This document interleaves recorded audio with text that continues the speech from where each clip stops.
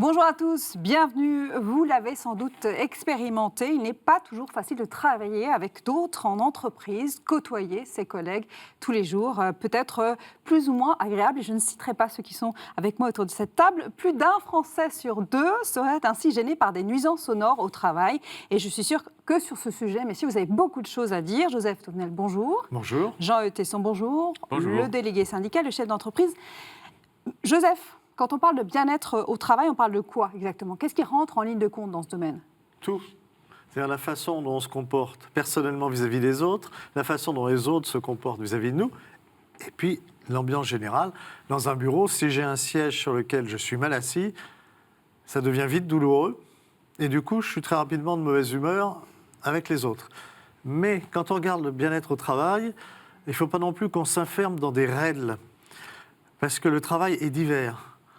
Et par exemple, je pensais à Pierre Schoendoerfer qui écrivait à un moment donné, qui m'avait raconté cette histoire suivante. Il était sur le tournage de Dien Bien Phu et il dit: j'avais une admiration sans borne pour le chef machiniste qui travaillait pour qu'on puisse tourner la nuit. Il travaillait dans la journée à 46 degrés à l'ombre. Alors, on aurait dit, normalement, les réglementations font qu'il ne devait pas travailler. Oui, mais il aimait ce qu'il faisait, il aimait le film, il voulait que ce film se tourne malgré les conditions difficiles. Il y a ça aussi. Il faut à la fois des règles, mais il faut du bon sens qui s'adapte aux circonstances extérieures. Et quand je suis une œuvre cinématographique auquel je tiens, à un moment donné, on passe par-dessus la norme et la règle parce qu'on participe à une œuvre commune. C'est aussi retrouver le sens du travail, participer à l'œuvre commune. Jean-Eudes? Oui, je suis évidemment d'accord avec Joseph, mais au-delà du bon sens, le Code du travail réglemente aussi la contribution de chacun à la sécurité et à la santé au travail, c'est-à-dire aux conditions de travail. Alors, ce n'est pas très long ce que dit le Code du travail. Il dit qu'il incombe à chaque travailleur de prendre soin, en fonction de sa formation et de ses possibilités, de sa santé et de sa sécurité, ainsi que de celles des autres personnes concernées par ses actes ou ses omissions au travail. C'est-à-dire qu'en fait, on est tous responsables. Les conditions de travail, ce n'est pas que l'affaire du patron, c'est l'affaire de chacun qui y contribue par son comportement, par son hygiène, puisqu'on parlait des odeurs tout à l'heure. Parce qu'on va rentrer dans les détails, oui. Parce que là, on parle de choses sur lesquelles on a un certain contrôle. Le bruit, par exemple, le règlement de la climatisation, des petites choses qui peuvent... Oui. Mais par exemple, les odeurs, le simple fait d'avoir quelqu'un en face de soi qui a des mimiques, des tocs, des choses qui peuvent nous agacer à longueur de temps, comment est-ce qu'on peut jouer là-dessus, contrôler ce genre de choses? C'est compliqué quand même. C'est toute une éducation. J'engage d'ailleurs tous ceux qui ont des enfants, leur faire du scoutisme. On apprend à vivre en commun et à supporter l'autre et la différence de l'autre et le fait que tous, on peut avoir nos mimiques, nos gestes, nos habitudes qui peuvent agacer les uns les autres. Ou alors d'être dans une famille nombreuse. Je suis le 7e dans ma famille. Donc ça apprend aussi à vivre ensemble. La vie en communauté. Et il y a peut-être ça. La vie en communauté, parce qu'une entreprise, c'est une communauté. Alors, généralement, ça se passe bien quand même, ça se passe même très bien. Chacun va pouvoir peut-être faire un petit effort. Et puis, il y a des gens avec qui ça ne marche pas. Et je crois que dans ces cas-là, il faut leur dire, sans agressivité, mais il faut les prendre. Certains ne se rendent pas compte. Le coût de la clim, évidemment, il y a ceux qui rentrent, qui l'augmentent, puis il y a celui qui passe, qui la descend. Ce petit jeu, si chacun se dit rien, ça devient vite l'enfer. Donc à un moment donné, il faut peut-être en parler, dire voilà, moi, généralement, ça règle le problème. Sauf si on a un fou ou une folle furieuse où on n'arrivera pas, mais qui sera invivable pour tout le monde tout le temps. Et dans ces cas-là, c'est d'autres problèmes qui deviennent plus qu'agaçants, c'est vrai. Mais ça reste très, très marginal. Mais se parler, pour dire, voilà, ça, j'ai un peu de mal à le supporter pour telle et telle raison, en le disant gentiment, pas en le braillant devant tout le monde, où il y a 15 personnes qui sont là à la cafétéria, en disant, il lui a dit. Non, il y a des méthodes aussi. Déjà commencé à parler. Vous êtes d'accord, Jean, j'imagine? Je suis d'accord. Alors moi, je ne suis pas le dernier de 7, je suis l'aîné de 7. Mais je vois bien que dans la famille, on peut vivre les mêmes choses, la même gêne de tel ou tel parent ou frère et sœur. Et je crois quand même que c'est plus facile de dire à son frère « tu pues, va prendre une douche », plutôt que de le dire à son collègue de travail. C'est clair. Mais ça ne veut pas dire qu'on ne peut rien dire au travail.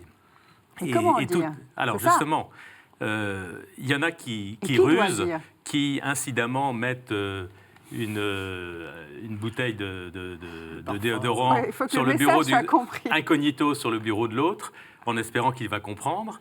Et puis il y en a qui, parce qu'ils ne savent pas très bien comment le dire, veulent le dire et qui croient qu'ils vont être en vérité avec l'autre en lui disant « écoute, je voulais te dire hein », mais ils vont le faire maladroitement et ça peut être très mal ressenti par celui qui est accusé ou qui se sent accusé en tout cas. Il y a un autre, je pense que le mieux à faire pour l'entreprise, c'est de rappeler la règle d'hygiène, en disant ben voilà,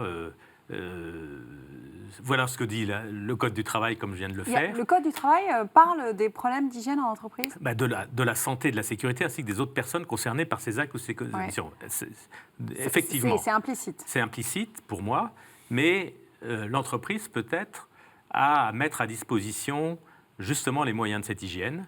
Pourquoi ne pas prévoir une douche dans certains... Enfin, c'est souvent prévu, mais oui. Dans des bureaux où il peut faire très chaud, prévoir une douche, ce n'est pas toujours le cas. Prévoir d'autres dispositifs d'hygiène, enfin de quoi se laver, etc. Enfin, de se laver les mains, par exemple. Mais c'est vraiment... Il y a une responsabilité d'entreprise qui n'est pas forcément d'aller faire la police, mais de mettre en place les conditions pour que tout puisse s'autoréguler du mieux possible. Ça, c'est dans un monde idéal. Ça, c'est il y a des formes d'organisation du travail qui vont à l'encontre du bien-être. Le développement des open space, là, ces grandes salles ouvertes, à un moment donné, justement pour le bruit, ça peut devenir très vite gênant. On a, d'après la Sofra, ils ont fait une étude dans les gens qui travaillent dans un bureau, normalement. Eh bien, il y a 10% des salariés qui n'ont pas de bureau. Alors ça, pour le bien-être personnel, quand je n'ai pas un lieu où poser mes affaires, où mon bureau est itinérant. Ça, c'est une grande mode dans les grandes entreprises, notamment de conseil. C'est très déshumanisant. Tout le monde a besoin d'avoir un petit chez-soi, ses repères. Et donc 10% qui n'ont pas de bureau, ça veut dire qu'ils n'ont pas leurs repères. Il y a des entreprises où on interdit de mettre la photo de ses enfants, de sa femme, de son chien préféré, etc. Personnel. C'est total. Je n'ai pas de mari personnellement et je ne tiens pas à en avoir. Je ne mettrai pas les photos de mon mari. Mais on voit bien le problème de déshumanisation.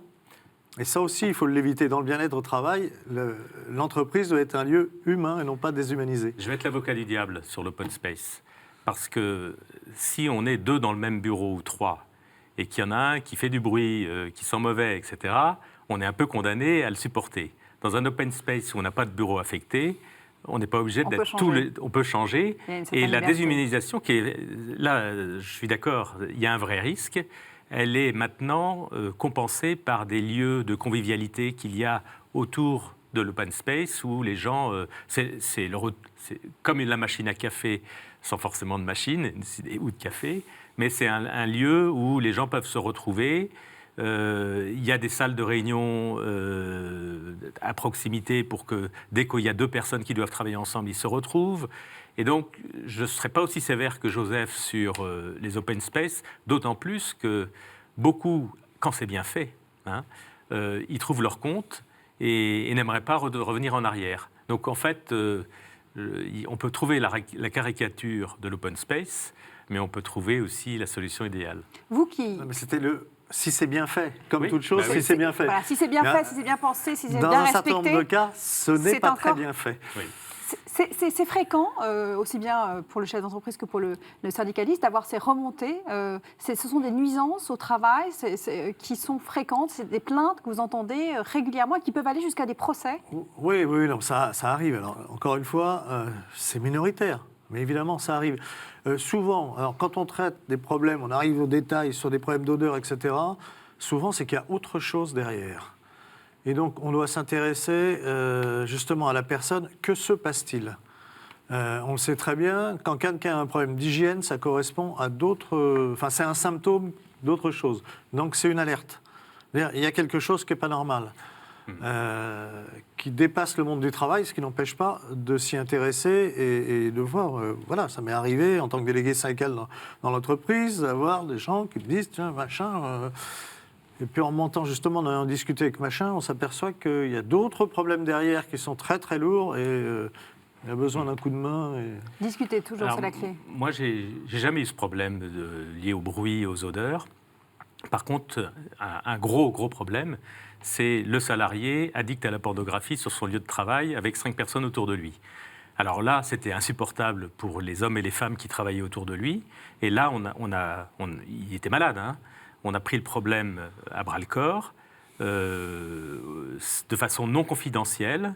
Il a accepté de se faire soigner. Et ça, moi, je suis admiratif du comportement de ce salarié qui a accepté qu'on parle de son problème, qui est parti se faire soigner, qui est revenu, guéri, et qui accepte d'ailleurs aujourd'hui d'en témoigner. Mais c'était une vraie difficulté de l'équipe qui travaillait dans la même pièce. Hein. Là, on ne parle pas d'odeur ou d'autre chose, c'est encore une autre difficulté. De vivre ensemble, mais effectivement, en entreprise, en mais ça communauté. mérite qu'on en parle. Il a demandé d'ailleurs pardon aux autres pour ce qu'il leur faisait subir. C'est magnifique quand ça se passe comme ça. Mais à côté de quelques cas où ça se passe bien, où on arrive à traiter le problème, il y a combien de cas dans lesquels la situation s'enquiste et crée des conflits, et on ne sait pas d'où c'est parti au départ, par exemple. Il y a le problème de l'alcoolisme. Hein. Oui. Quand on a un collègue ou une collègue alcoolique, c'est très difficile.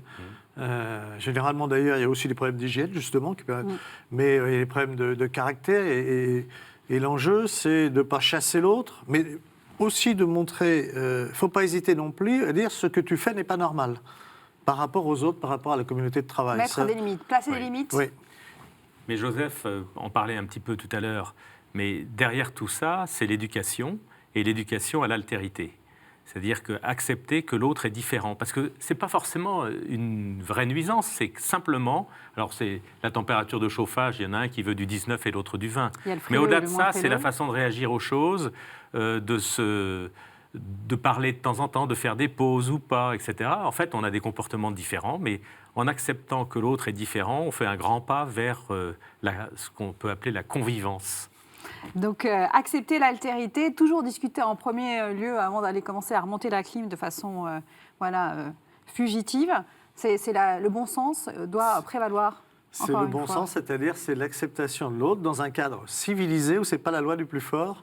Ça s'appelle l'entreprise, normalement. Ouais. Merci à tous les deux et je vous dis à la semaine prochaine. Merci à vous.